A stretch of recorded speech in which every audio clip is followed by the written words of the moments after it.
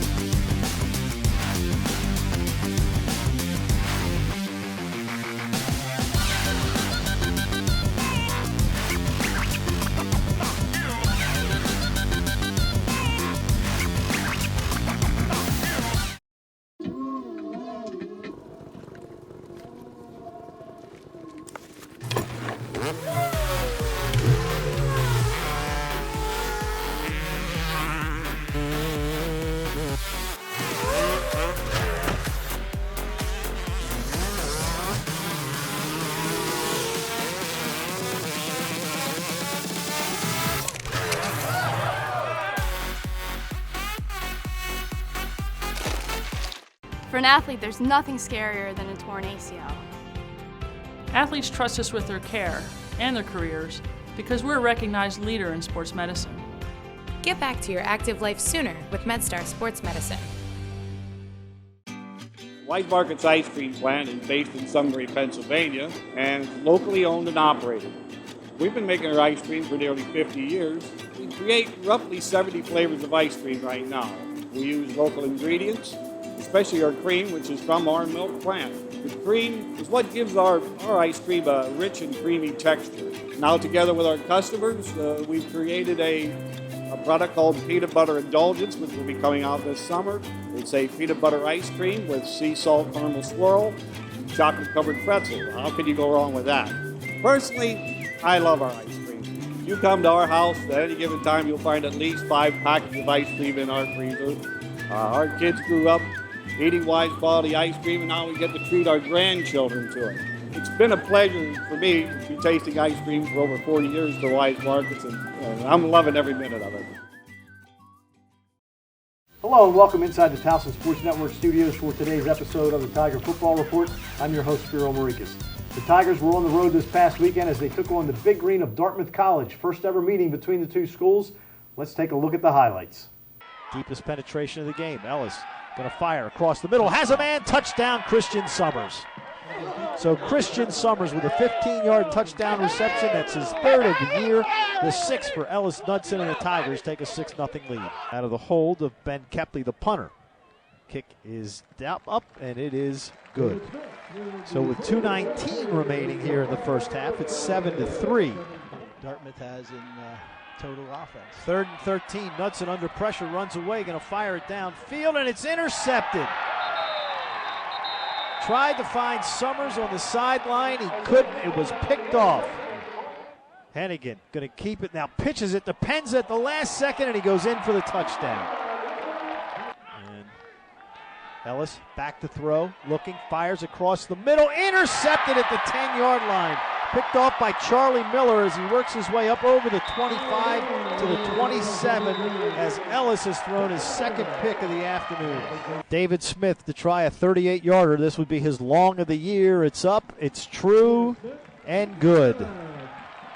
13-7 Dartmouth with 56 seconds remaining in this first half of play. Snap is down, kick is up, it is long enough, and it is good. So the Tigers have cut it to 3. Going to throw it in the flat. Caught by the running back, Abraham McQuarters. McQuarters going to, into the end zone. Halfback pass. Halfback pass. He threw it into the end zone for the touchdown, and Dartmouth has taken a 19-10 lead. 3 receivers left, 1 man right. Hennigan going to throw across the middle, intercepted! Eric Handy running to the 20, the 15, and taken down at the 11-yard line. DeAndre Wallace, not Eric Handy, DeAndre Wallace at the 11. I formation. Johnson and Wethington.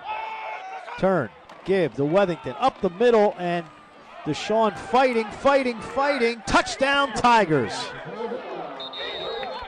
So Deshaun Wethington makes it a 4-point game. O'Neal going to try to come on for the extra point to cut it to 3. Snap is down, kick is up, and it's blocked. They blocked the kick. Kick is blocked. Ball game's over. The Tigers fall by a score of 20-17. Freshman running back Deshaun Wethington rushed for 145 yards and a score. As always, I'm joined by the head coach of the Tigers, Rob Ambrose. And Coach, a tough loss. And I'll tell you what, last night I went back and I looked back through 2005, which is all I could go back on the website.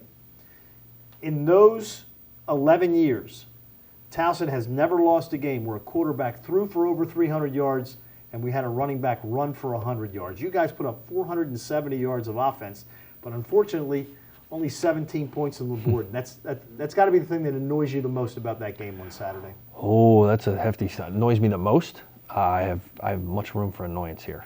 No, there were some great individual performances, and we played great at times. You know, we ran for 75 yards in the third quarter. If you multiply that times 4, I'm not a good math guy. You know, 300. It's 300 yards. When's the last time somebody rushed for 300 yards in a game as a offense? I mean, maybe Navy and Georgia Tech, because that's all they ever, right? Terrence West against Eastern Illinois. We threw for 160 in the fourth quarter. What does that equate to times 4? That's 640. Yeah, put those two numbers together. And in educating them of what we can be. It's crazy. It's insane. But again, we shot ourselves in the foot way too many times, too many critical errors and critical times again, and let one slip away. But it's a good team. The killers, well, the 56-yard field goal, I guess Aiden O'Neill had to kick it low to get the distance, so the chances of that being blocked are much greater than normal. But again, the one that really hurts is nothing more than really an extra point. Chip shot that ties the would game. have tied the game, right? Then while we had momentum, that drive started at like the 1, the 4. I mean, it was a 90-some yard drive to get all the way down there. Well, the first one was a mistake on our part. It was a failure at the point of attack, and the second one was situational. We had a discussion about if we got close enough. That was about a yard or two within Aiden's range, and the wind was blowing well in our direction. I'm like, okay, so either one's going to be fine. And the percentage, the way he hits the ball in practice, our guys were excited when he went out there to kick that. But give Dartmouth a lot of credit. They put the right guy in the right spot, did the right thing, and he was the longest human being they had, and he hit it just perfectly. And this is one of those where not the kids haven't said, but the staff have said, when's the last time we had a break go our way? You know, yeah, it's been a while. What is it? The sun doesn't shine on the same dog's butt every day. But we haven't seen a whole lot of light on ours in quite some time. So the odds are in our favor. The ball's going to bounce our way eventually. One thing that has to excite you is Deshaun Wethington with 145 yards rushing. And this is a kid that I don't think you expected to get much playing time this year, if any. No, not at all. He was the plan for the future. And that we had a good idea that he was going to be pretty good. But you got to realize at that point in the game, we are now playing tailback number 4. Fourth-string tailback is carrying the weight. So I give him a lot of credit. But I also give the coaches a lot of credit because the way we game plan plays, it's for the strength and the abilities of our kids. And that, you know, your fourth-string tailback, if he ever gets in the game, is a spell guy. And for us to be able to have success running the football with him and his limited knowledge of our offense in his short period of time here says a lot about his talent and the coaches for putting him in the right spot considering where we are. I don't think it's possible for me to feel as good as I do, or better than I do, about the future of our program, especially at that position. To see these kids battle to see who's going to get, you know, number 3, number 4 are battling to see who can rush for 100 yards a game. Right. And that's a good spot to be in. It's a bad spot to be in, but it's a good spot to be in. Defensively, you only gave up 250 yards. Not even. You gave up 20 points. And in this day in college football, 20 points is pretty good when you see the scores that are going on around the country. So the defense played better on Saturday than they have played the last couple of weeks. Oh, gosh, yes. I think there was a point in time where we got off the field without points for 5 drives in a row. That hasn't happened all year. At one point, you had 3 straight 3-and-outs. 3-and-outs. So, and we forced a defensive turnover that led to points on offense. Another thing we haven't done in weeks. Right. So there's clearly growth in that area. I mean, I couldn't be more pleased. And you're talking about last year's Ivy League champs. I don't care who they graduated. And talking to their head coach pregame, there's 125 guys on their roster. That's like 3 more units than I have. You know what I mean? It's what a great way. Everybody's a real good coach when you got 125 guys. Hey, you don't want to play hard? Come here, kid. You're out. Put him in. So no, we did really, really well, and on occasion we were exceptional. Just need to find a way. I keep using the analogy that so we're pushing this boulder over a hill, and we keep getting to the precipice and just can't get the darn thing over the top. And when we do, it's going to be like a dam breaking. Well, the Tigers, luckily, with a lot of games left at Johnny Unitas Stadium, which we'll get into in the next segment, but overall, what was the mood in the locker room after the game? I mean, now all of a sudden you're 1-5. You've lost 4 straight games. Mm-hmm. First time you've done that since your second year here. Can you sense a mood with the players? And is it? I know what you don't want them to be is real down and just, hey, we got to keep pushing. You play the game to win. Right. And there are not a whole lot of moral victories. They just don't exist in the world. You can say that, but they don't. Frustration, disappointment, a little bit of anger, and where they should be. That's exactly what it should be. For these, the normal person on the street has no idea how hard these kids work on a regular day. The number of hours that they commit themselves to being a good student and a good football player. These guys keep my hours-ish, and I'm an 18-hour-a-day guy, and they're college students.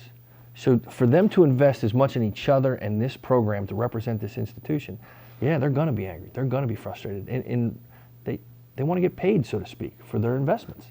And we keep coming up on the short end of the stick. It probably would be worse if we were getting, it would be easier if we were getting blown out, knock on wood. But no, we're in these ball games. We're 3 points away, 7 points away, and in position to win them. So the frustration is high, but it's the old saying, when you find yourself in the middle of hell, what do? Keep going, because you're in the middle. You're going to get out. And in the history of history, no storm has ever lasted forever, and there's still growth going on. So it's a tough place to be, but when we're all older and we all look back, this will be a story to tell of how we fought through this, how we ground through this, and who we were on the back end. Well, the Tigers, 1-5, but still have 5 games left, and it's still a chance at a winning season. That will do it for us today on the Tiger Football Report. Join us next time, where we'll preview the Tigers' homecoming game against the Wildcats of New Hampshire. For Coach Rob Ambrose, I'm Spiro Morekas. Thanks for joining us, and as always, go Tigers.